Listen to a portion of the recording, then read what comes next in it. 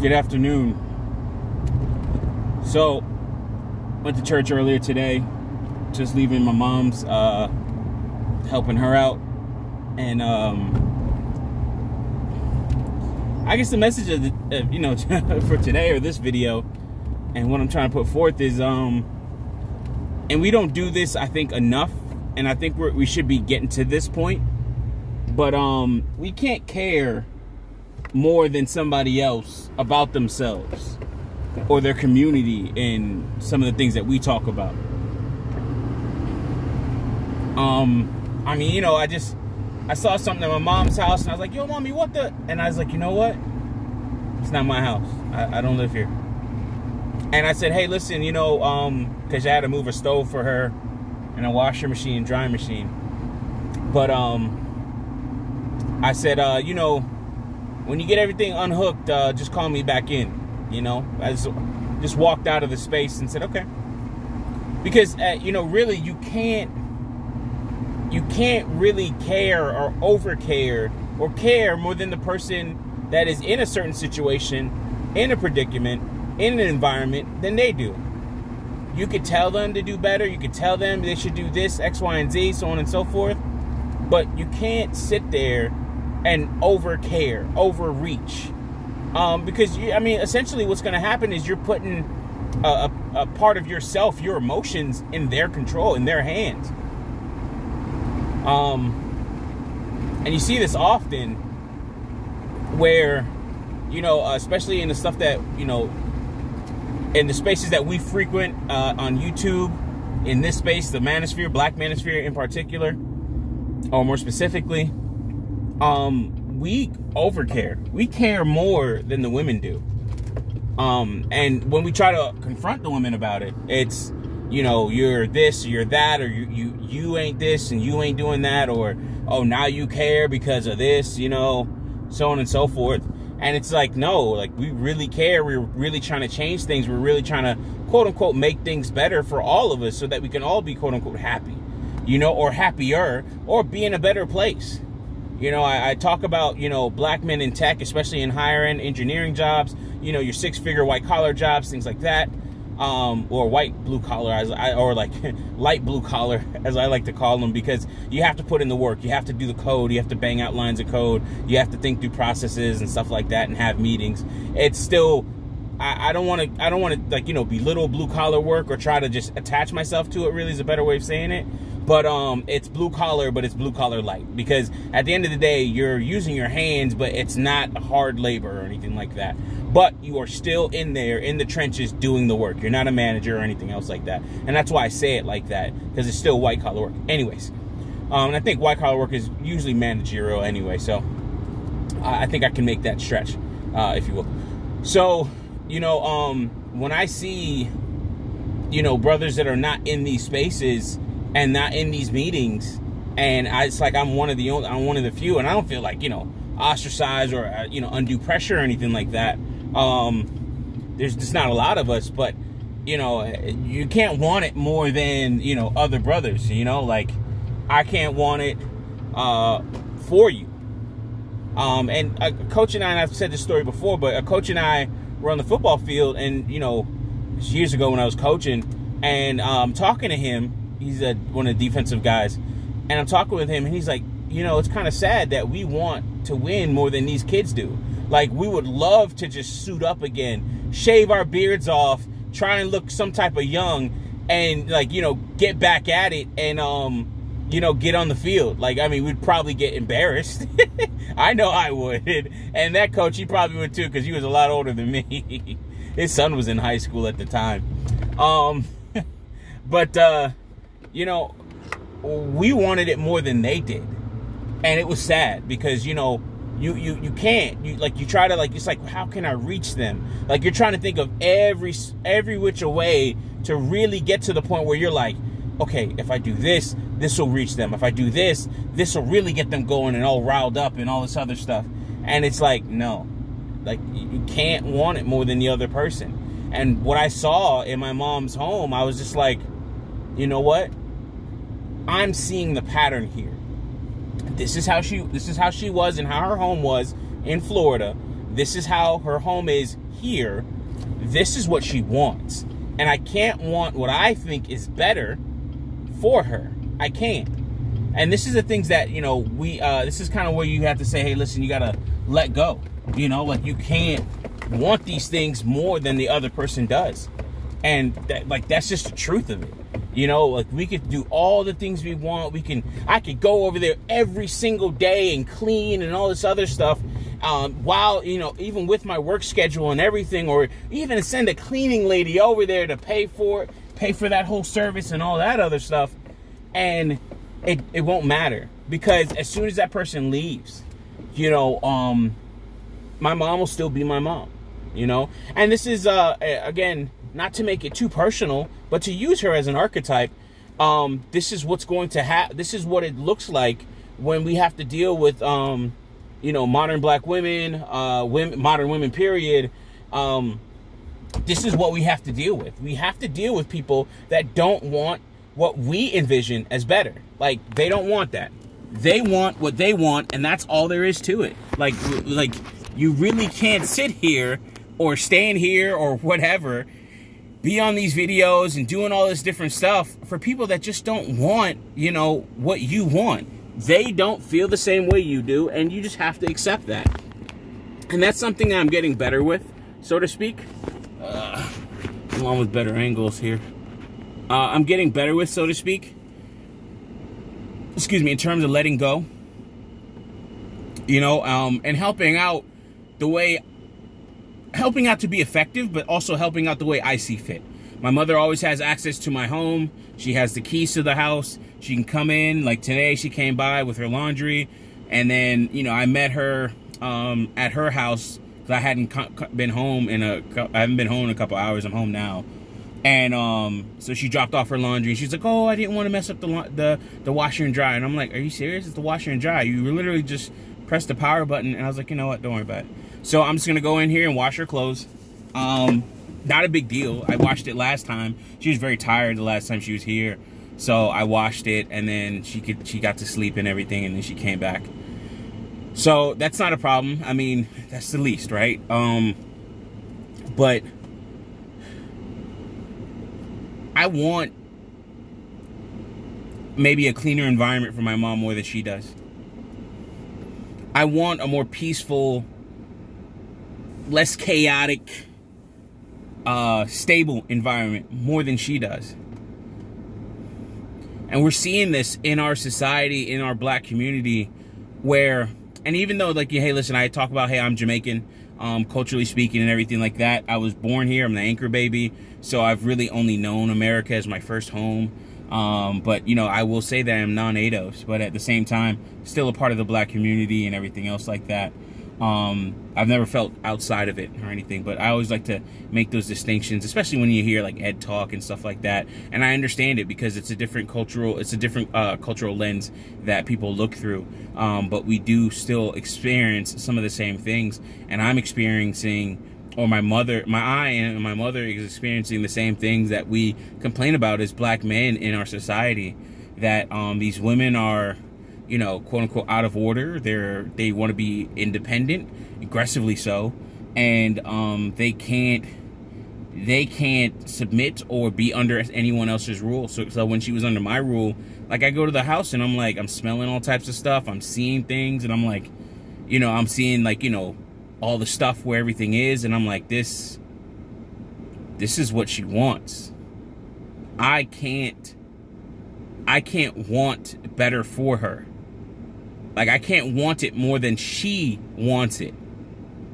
And looking at it and dealing with everything, I don't want it. I don't want it more than my mom does. I just don't. I won't say I don't care, but I just, you know, if that's what she wants, man, cool. No problem. I'm straight. Like, oh, okay, that's what you want. Hey, no problem. I feel you. Totally agree. You know, get it how you live. You know, I don't know what else to say, you know, like, if that's what you want, man, more power to you. And that's really how we have to start looking at it. I have made a video, and I'll probably upload it right before this one.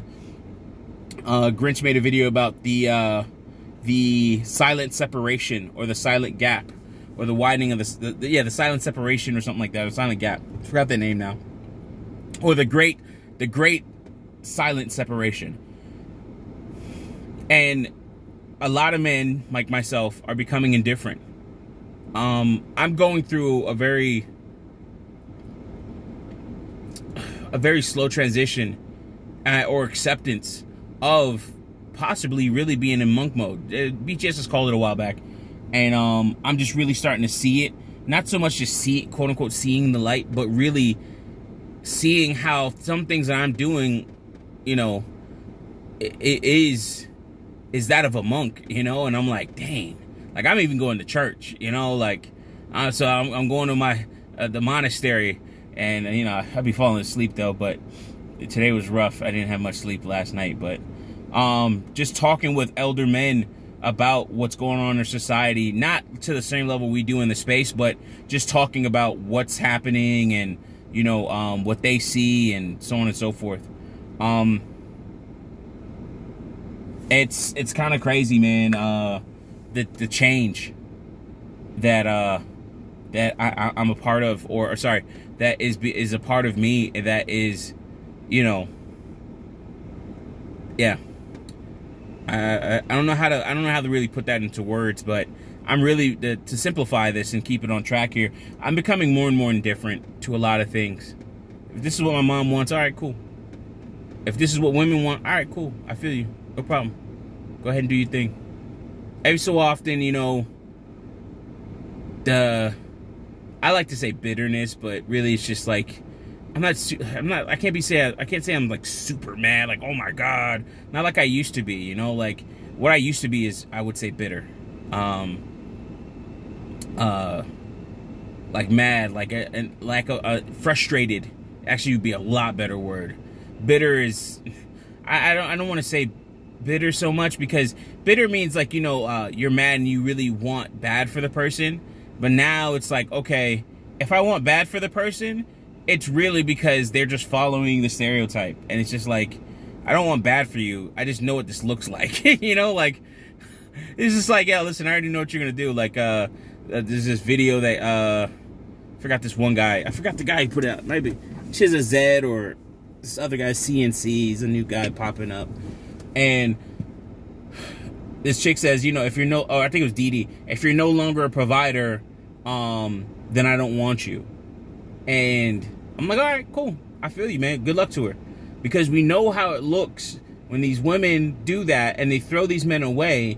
They get thrown away too. They don't try to work with anybody. They don't try and build with anybody. You know, like for instance, like 50 Cent with his baby moms. He tried with that woman and paid her a lot of money. And then, you know what? He started to see how she was being disrespectful, and that, you know, it didn't make sense. And then she, you know, I always tell people, I've said this before, but like, you know, enjoy less. And she had to enjoy less. Going from getting $25,000 a month in a monthly stipend, plus maybe some other amenities and things like that, to down to $6,700, and then he just he just paid it all at once and called it a day. Like, when it ran out, no biggie, whatever. You know, so when you see stuff like this, and when people, like, they fight for less, they, like, you know, think about it, like, people are really fighting for less. This is what we're a part of. People are fighting for less. They don't want to have intact family structures. They don't want to have any type of help. Then they want to cry and make TikToks. They want to struggle and regret all the moves that they made in the past and say, hey, I was young and I was dumb and all this stuff. They fight for less. They literally fight for less. My mother is fighting for less. While I just don't care that much anymore. Like, I can't, listen, I can't help you. Hey, God helps, hey, listen, you know, I'm going to church. It's Sunday, baby. God helps those who help themselves. Like, I can't help you. Oh, you want me to move one or two things? Boom, did it, got in, got out. Didn't even spend, like, not even 30 minutes there. I think I spent maybe more time waiting for her to get there than actually being there. I got pissed like a racehorse, but I didn't want to pee in the house. But this is what she wants. And you fight for less, guess what? I'm going to make sure you win that battle.